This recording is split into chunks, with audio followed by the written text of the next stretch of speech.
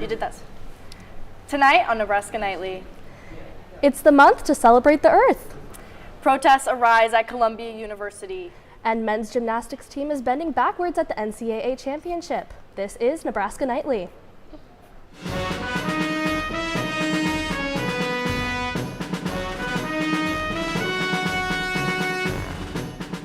Live from the Don and Lorena Meyer studio at the University of Nebraska-Lincoln College of Journalism and Mass Communications, this is Nebraska Nightly.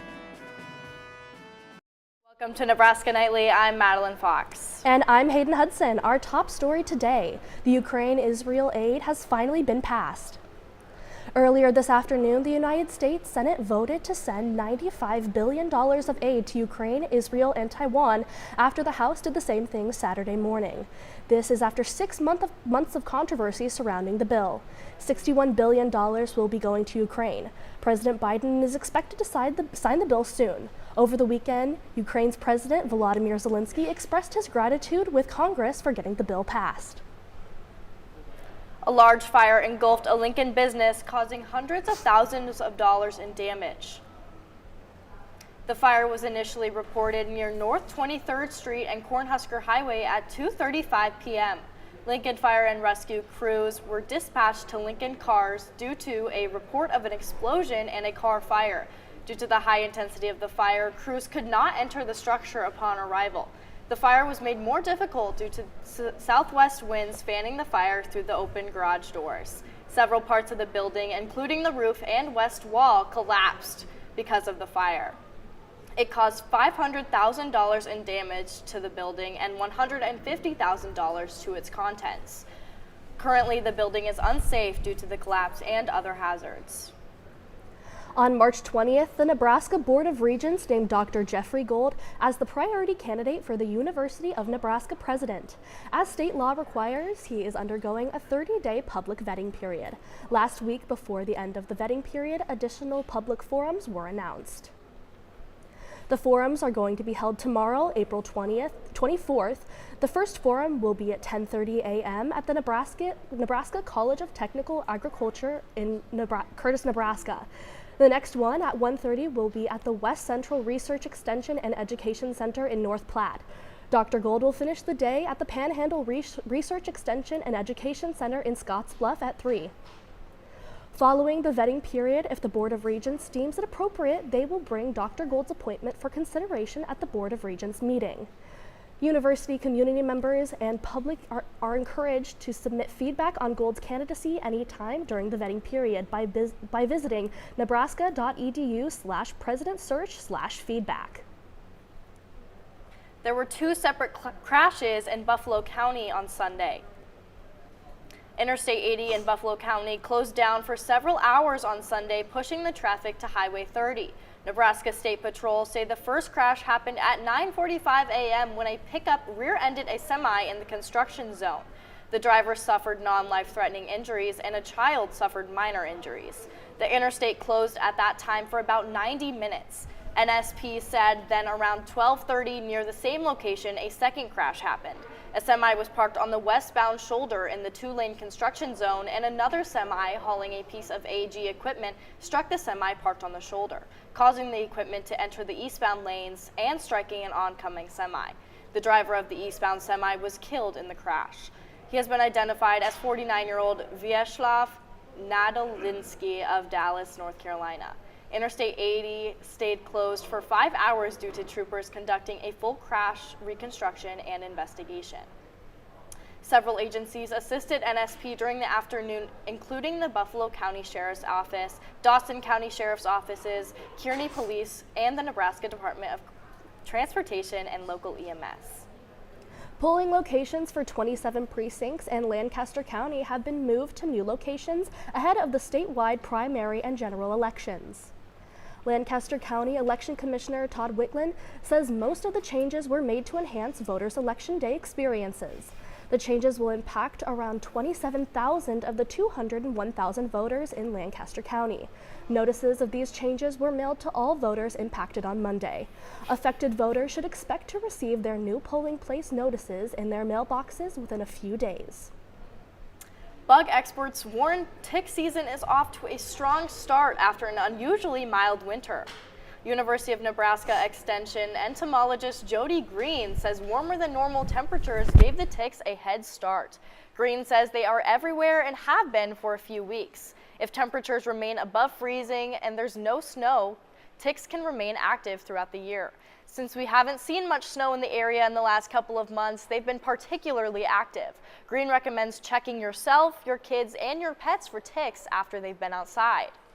Now, if you find a tick on you or someone else, keep it. Experts should be able to determine the species of tick and can figure out which illnesses or pathogens it may have been carrying. A Nebraska-based organization is receiving more than $62 million to help bring solar energy projects to underserved communities. The Environmental Protection Agency announced they selected the Center for Rural Affairs for a $62.4 million Solar for All grant. This grant will be used to install power systems for more than 9,000 historically disadvantaged Nebraska households that stand to save at least 20% in monthly utility costs. The agency also awarded a total of $500 million to 6 native tribes. The EPA said all of the funds awarded through the program will be invested in low-income and disadvantaged communities. The program will be implemented statewide in both rural and urban areas and also will be focused on tribal-owned land. The EPA expects to have contracts in place with grant awardees by September. There will then be a one-year planning period before the launch of financial products. UNL student government and clubs hosted an Earth Day block party at the Union. Yesterday's Earth Stock block party had Cedar Point Biological, Insect Science Club, Sustain UNL, Code Red, RHH, and others with tables set up outside of the Union. Earth Stock is a month-long celebration of the planet that happens every April at UNL as part of Earth Day. We've put on other events, and we're going to continue to put on events. Like this Thursday, there's going to be a music festival as part of Earthstock.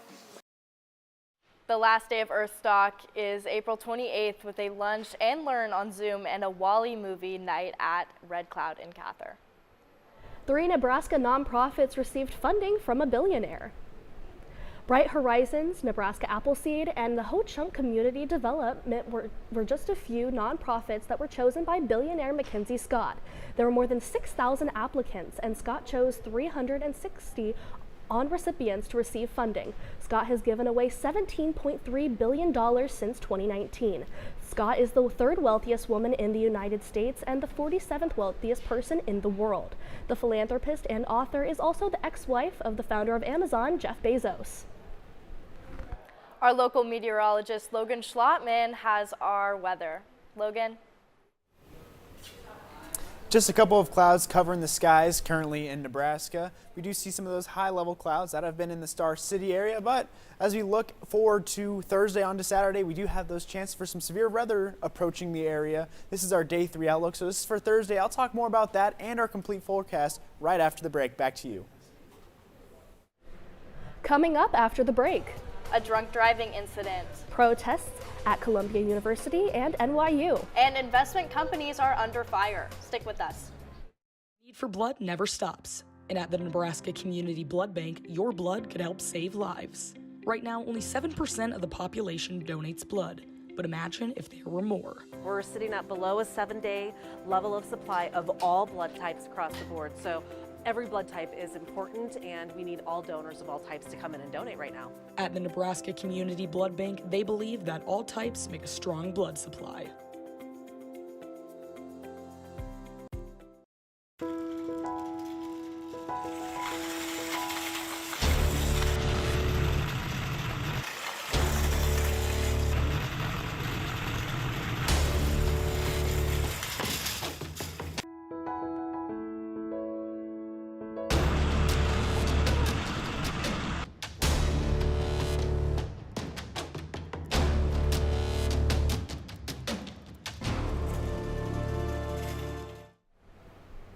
Local meteorologist has our weekly weather breakdown. Logan?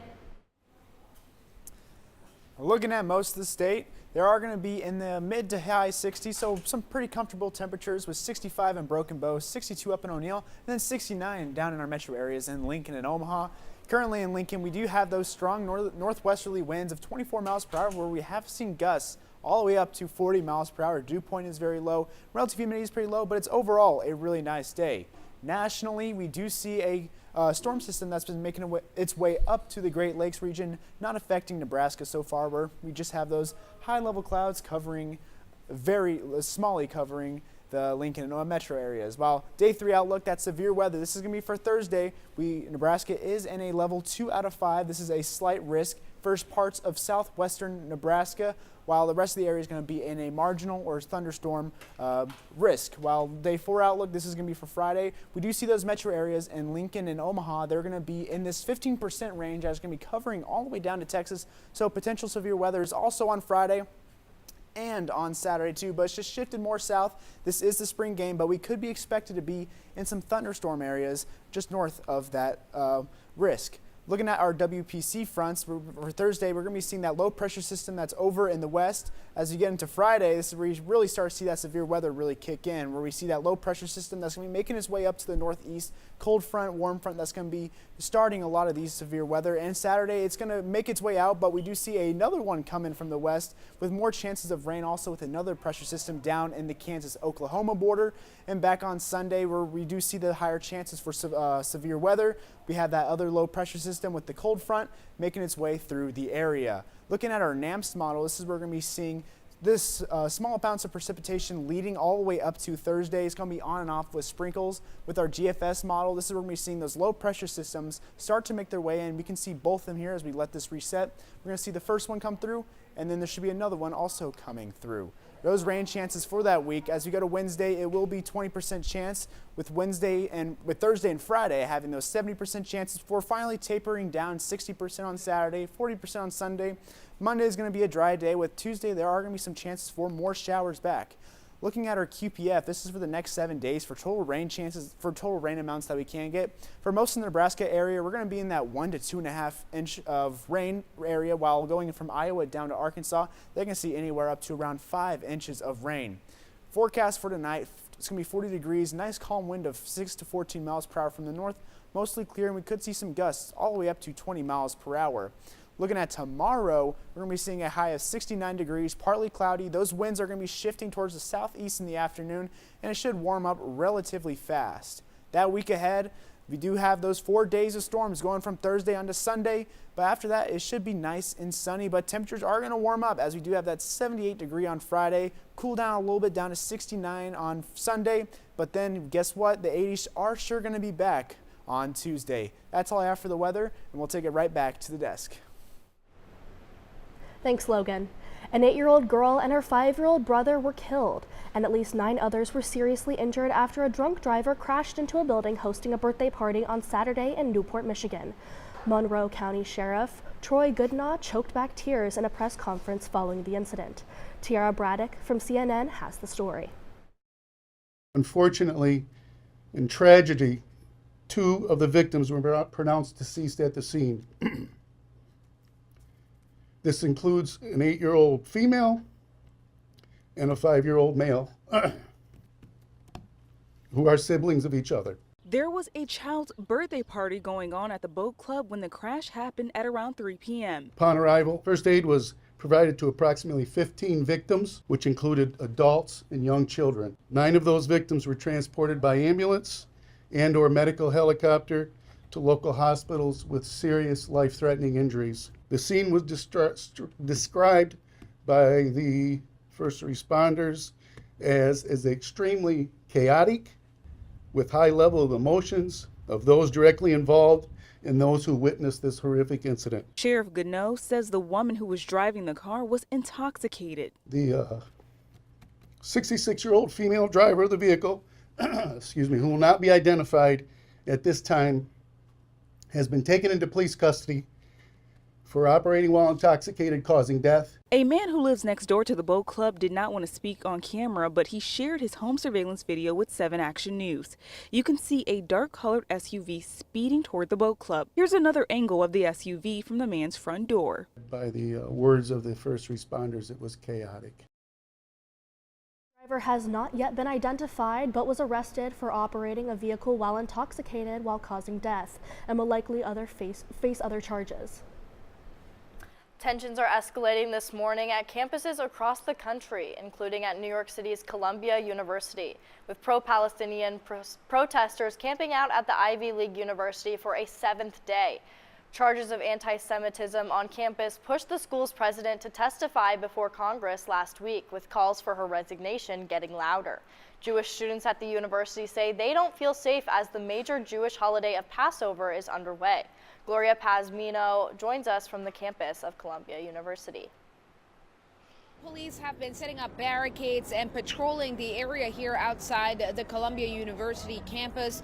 Things remain calm, although more protests are planned for later this afternoon. Last night, there were protests at NYU downtown here in New York City, where police arrested 130 people. Say it loud and say it clear. Liberation is near. As pro-Palestinian protesters camp out on the Columbia University campus for a 7th day. This is not a welcoming environment. I think it's a very difficult time for a lot of Jewish students. This is an actual crisis and an imminent threat. Tensions are boiling over. Go back to Poland? Who says that? Go back to Poland. And rippling to other universities across the country, including MIT, NYU, Yale, and Cal Poly.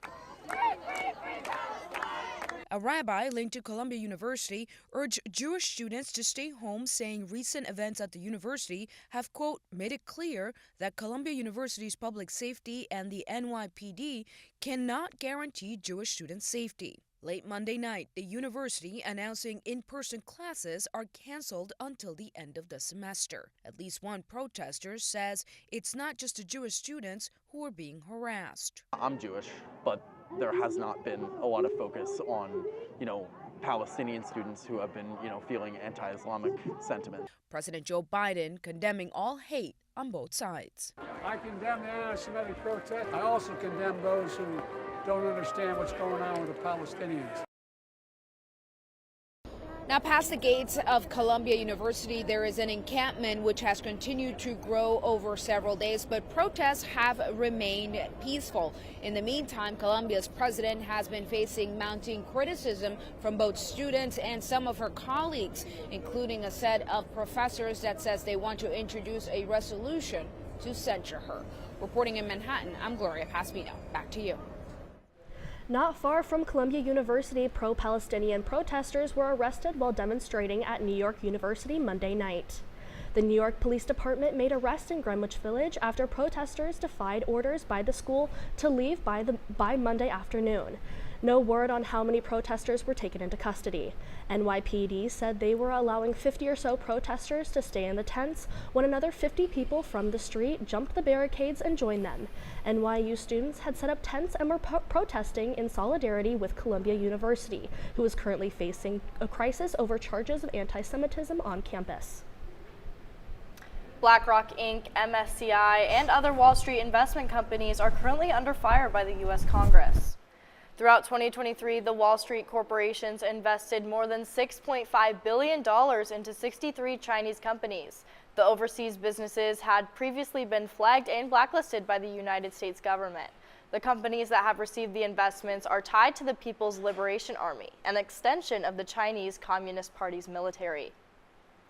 Wisconsin Governor Mike Gallagher is the chair of the bipartisan investigation committee. He says, "Our review has shown that as a direct result of decisions made by MSCI, these Americans are now unwittingly funding PRC companies that develop and build weapons for the People's Liberation Army and advance the CCP's stated mission of technological supremacy." While the investments were not illegal, these actions have caused the investigation committee to ask Congress to pass legislation that would make future blacklist investing illegal. Coming up after the break. A new face joins Husker basketball. Nebraska soccer hosts Colorado. And a look at Husker softball and baseball. Stick with us. Okay, so how about this much? I don't know. Well, how about this much? I don't know. How about... Actually, I don't know. Okay, maybe this much? I don't know. the very tip of your pencil, a fraction of a raindrop, 3 grains of salt. That's how much it takes for a dose of fentanyl to become lethal. Learn more at realdealonfentanyl.com.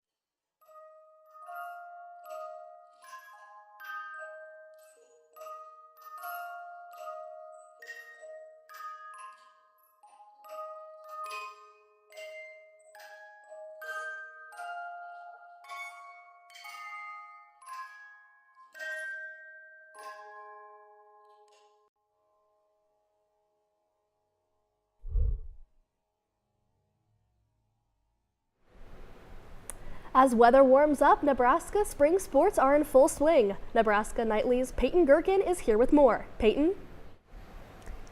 It's Nebraska football spring game week in Lincoln as the Huskers wrap up their final week of spring practice. Last season, the running back room lost 2 starters due to injury, and coach E.J. Barthel is using the losses of last season to lead the veteran group. Time comes, or when your moment comes to be listed as the starter, but you need to be ready. You know what I mean? And the one thing I think positive about this group is we have some depth. We have some guys that can do different things, and that's really important. I would say I always had confidence, but I just feel like now it's like I've seen a lot of things, and I'm able to take that next step. I'm a step ahead of last year. I feel like with all my reads and just I'm stronger, I'm faster. So I think I'm just seeing everything more clearly this season. Basketball news: former Nebraska guard C.J. Wilcher announced his commitment to Nebraska A&M this week. He averaged nearly 8 points per game while shooting over 39% from the three-point line for the Huskers. Wilcher graduated from UNL in December. In more positive Nebraska basketball news, former Wisconsin guard Connor Estigen recently committed to the Huskers. He averaged 11.7 points per game in his freshman season. Estigen is the 4th transfer to commit to the Huskers this offseason. Nebraska soccer hosting Colorado in their final spring match. This was a defensive battle. 11 minutes to go in the first half, the Buffalo get a nice shot on goal, but CC Villa is there with a one-arm punch. Matt Rule is in the house cheering on the Big Red. We move to the second half. Laura England has a good look off the free kick, but the shot is saved. A few minutes later, Florence Belzile plays into the box, and Haley Peterson slots it home to give Nebraska the 1-0 lead. Huskers go on to win with a final score of 1-0 as they finish the spring season with a 3-1-2 record. Nebraska men's gymnastics made their 7th consecutive appearance in the NCAA championship final on Saturday evening. 5 Huskers were named All-Americans on their way to the Huskers' 4th place finish. Husker baseball took on Maryland this past weekend at Haymarket Park. 4th inning, Caden Brumbaugh with a triple to the left field, plating Joshua Overbeek. Huskers up 7-1. Later in the inning, Riley Silva with a ground ball to third and a throwing error from Maryland brings home Brumbaugh, extending the Huskers' lead to 7. Nebraska's Will Walsh had a successful day on the mound with 7 of the 10 total strikeouts in 5 innings of work. The Huskers win 16-4 in just 7 innings. They are back in action at home tonight against the Kansas Jayhawks, with the first pitch being at 6 p.m. Exactly what we needed today. He set the tone in the first inning, and obviously Stoney set the tone offensively for us. We did a real good job setting the tone and getting things done early, getting off the field, scoring. I mean, basically the best you can come back after a loss like that. Across the way, Nebraska softball is back at home after a tough weekend in Ann Arbor, where they lost all 3 games to the Wolverines.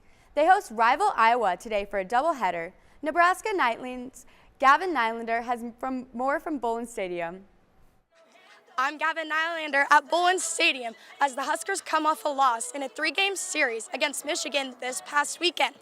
But they hope to make a comeback tonight as they face their rivals, the Iowa Hawkeyes, in a doubleheader, with the first game starting at 4 in a game series that they say is for the fans. Back to you at the studio. Oh, Husker baseball's on tonight. What can we expect from that game? Hopefully you can expect a win. I think it's going to be a close game, but we're hoping they're going to be able to pull out the win tonight. Good, I hope so. Coming up after the break. Meal Prepping 101. An event at HSS. And more when we return. 2, 1. This is Nebraska Nightly. If you're a student at UNL and have ever been interested in reporting or video production, Nebraska Nightly is your place. Big Here you can build creative skills, no matter how much experience you have. Our equipment is very, very high level here, and it's something that a lot of times a lot of people wouldn't get to access until they're kind of in a professional workspace. Talk to a UNL advisor about joining Nebraska Nightly.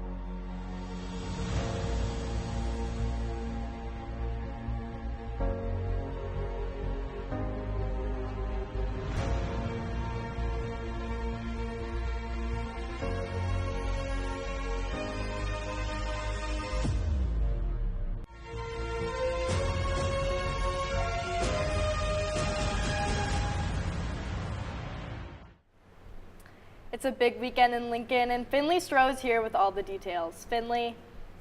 Wanting to sharpen your cooking skills and learn to make a homemade meal? The Recreation and Wellness Center is hosting Meal Prep 101, a 1-hour interactive cooking class, and this week's recipe is coconut chickpea curry with naan and fruit. It will take place April 29th, 2024, 5 to 6 p.m.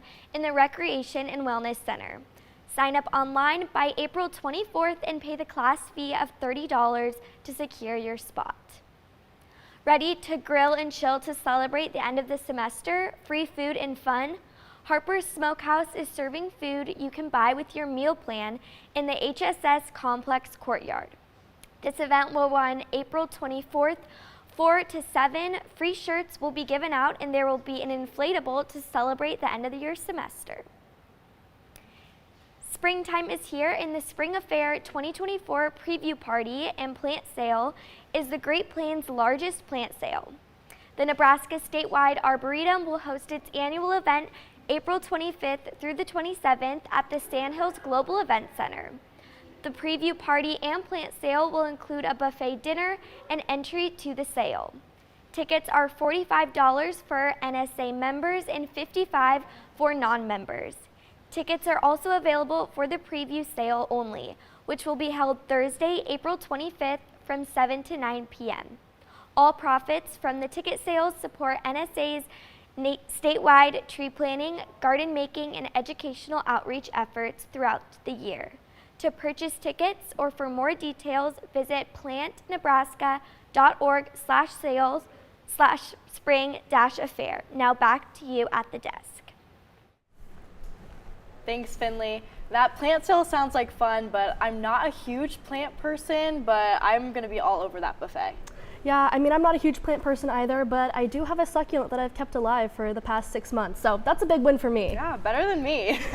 Nebraska Nightly is a production of the University of Nebraska's College of Journalism and Mass Communications. Thanks for tuning in, and we'll see you this Friday on Nebraska Nightly.